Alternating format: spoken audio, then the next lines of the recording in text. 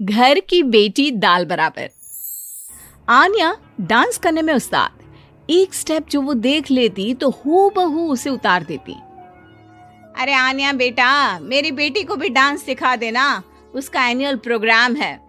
हाँ आंटी, क्यों नहीं, अब कल शाम उसको भेज देना, मैं सिखा दूंगी। हाँ हाँ, नचनिया ही बन, आस पड़ोस के लोग तुझे इस्तेमाल कर रहे हैं। माँ, इस्तेमाल मेरा नहीं कला का हो रहा है। नाचना एक कला है, कला। आन्या हर बात में अच्छी थी, फिर चाहे वो अच्छा व्यवहार हो या फिर लोगों की मदद करना, वो हमेशा खुद के शौक को पूरा करने के लिए व्यस्त रहती। लेकिन घर वालों को तो उसका ये काम सिर्फ समय की बर्बादी लगता है। कहाँ है आन्या? उसको बोलो कि आज शाम को खाना वही बनाएगी। सपना देख लो कि तुम्हारी बेटी घर का खाना बनाएगी। अरे आसपास के लोगों का काम करने से उसे फुर्सत मिले तब तो कहीं जाकर वो हमारे घर का काम करेगी ना। देखो ना, इकलौती बेटी, ऊपर से गैर जिम्मेदार, अब करे तो क्या करे। तभी पड़ोस की पिंकी आ जाती है। अंकल आंटी, आन्या दीदी कहाँ है? वो क्या है ना, मेरा क्लास वर्क है, वो मुझे समझ में नहीं आ रहा, तो मम्मी ने कहा कि आन्या दीदी से पूछ लो। हाँ हाँ, क्यों नहीं, खुद का तो कोई काम है ही नहीं उसे। जाओ जाओ, सीढ़ी से ऊपर चली जाओ, वही कमरे में है आन्या।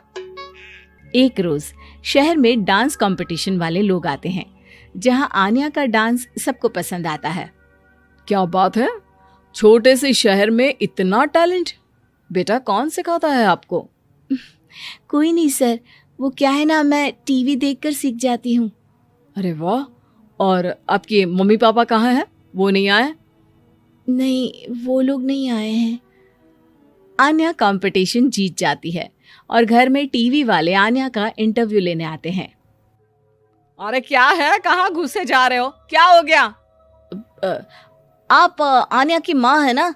वो क्या है ना, आपकी बेटी ने डांस का कंपटीशन जीता है, हमारे शहर के लिए ये गर्व की बात है, तो हम लोग उनका इंटरव्यू लेने आए हैं। ओहो, बड़ा तीर मारा हो जैसे। अरे उसे आता ही क्या है डांस के सिवा, कुछ और करती तो शायद गर्व होता। तभी वहां आन्या आ जाती है और पत्रकारों को इंटरव्यू देती है। उसी रोज पिता के ऑफिस में। देखो तो आजकल के बच्चे कितने स्मार्ट हैं, धन्य है ऐसे बच्चों के माता पिता को। और किस्मत वाले होते हैं ऐसे माता पिता, वरना मेरी बेटी तो किसी काम की नहीं, सारा दिन बस नाच गाने में ही दिमाग लगाती रहती है। अरे वो बच्ची हमारे शहर की ही है, कितना नाम कमा रही है डांस में, हम तो उसकी बात कर रहे हैं। अच्छा, कोई डांस में भी नाम कमा सकता है? अरे दे देना भाई पेपर की कटिंग, दिखाऊंगा आन्या को भी मैं। क्या नाम बताया? आन्या? यही तो नाम है मेरी बेटी का, आन्या शर्मा। बड़े उम्मीद से रखा था कि कुछ अच्छा नाम कमाएगी, लेकिन नहीं।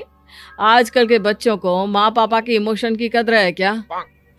अरे ये देखिए, इस बच्ची का नाम भी आन्या शर्मा ही है, जो पूरे शहर का नाम रोशन कर रही है। पिता अखबार देखते हैं तो सामने बेटी की ही फोटो रहती है। लेकिन ये क्या, जिस फोटो को देखकर हर कोई गर्व कर रहा था, पिता को उस पे कुछ भी खास दिखाई नहीं देता। हमारी ही औलाद है ये, पता नहीं कब कहाँ जाकर नाम लिखवाती है, मुझे तो पता भी नहीं है। अरे शर्मा जी, जरा मिलवा दीजिए ना अपनी बच्ची से, मैं अपनी बेटी को भी ऐसा ही बनाना चाहती हूँ। मेरी बेटी को कुछ टिप्स दे देगी करियर को लेकर।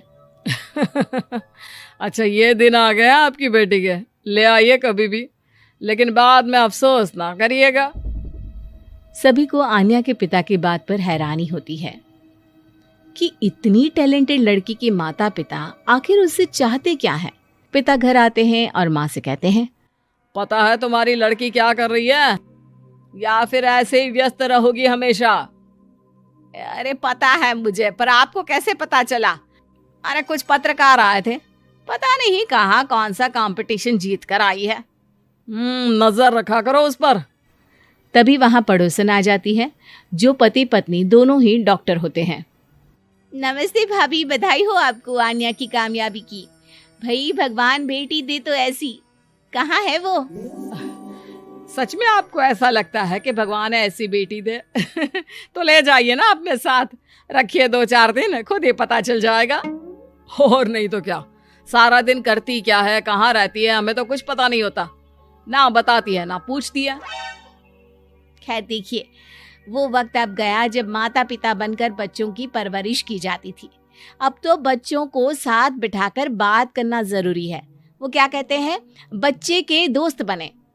तो क्या आप दोनों अपनी बेटी के दोस्त हैं? हाँ, बस अब यही बाकी रह गया था। खैर बताइए, क्या काम है आपको? वो क्या है ना, मैं और मेरे पति दोनों को ही इमरजेंसी कॉल आ गई है अस्पताल से।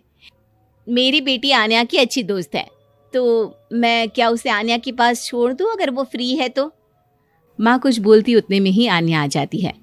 वाह आंटी, क्यों नहीं, मैं फ्री ही हूँ, आप निश्चिंत रहिए, मैं उसका पूरा ख्याल रखूंगी। थैंक्स बेटा।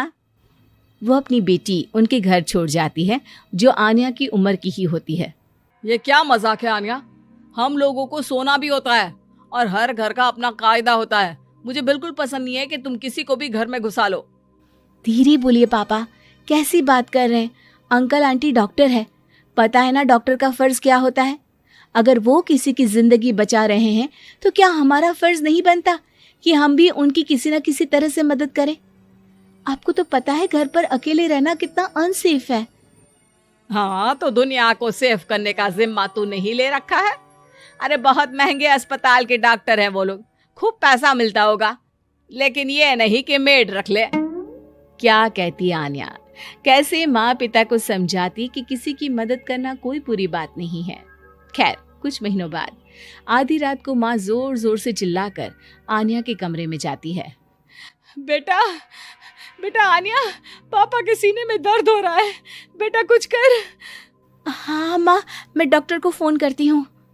आन्या डॉक्टर को फोन करती है, लेकिन माँ डॉक्टर को तो आने में काफी वक्त लग जाएगा, मैं पिंकी के पापा को बुला लाऊं? अरे वो नहीं आएंगे बेटा, वो लोग बहुत बड़े डॉक्टर हैं और हम लोगों के पास इतने पैसे भी नहीं है। माँ, मैंने डांस कंपटीशन में जो पैसे जीते थे वो है मेरे पास, आप चिंता न करें, बस पापा का इलाज करवा ले। आन्या के कहने पर वो बड़े डॉक्टर ना सिर्फ आन्या के पापा का इलाज करते हैं, बल्कि उन्हें ठीक करके घर भी ले आते हैं। आज मैं सिर्फ अपनी बेटी की वजह से बच गया। भगवान सबको ऐसी बेटी दे।